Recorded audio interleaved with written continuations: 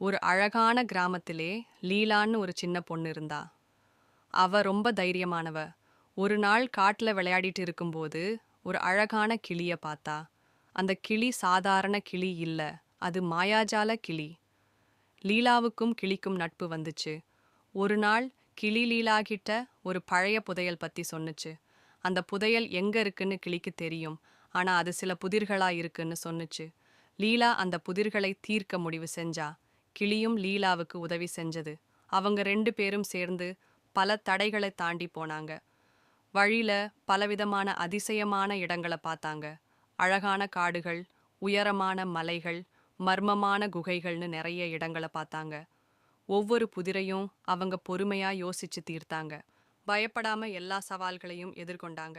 கடைசியா அவங்க புதையல் இருந்த இடத்துக்கு வந்துட்டாங்க. அவங்களுடைய விடாமுயற்சிக்கும் தைரியத்துக்கும் கிடைச்ச பரிசு அந்த புதையல். இந்த கதையிலிருந்து நம்ம என்ன தெரிஞ்சுக்கிறோம்னா, நம்ம முயற்சி செஞ்சா எதையும் சாதிக்கலாம். தைரியமும் பொறுமையும் இருந்தா வெற்றி நிச்சயம்.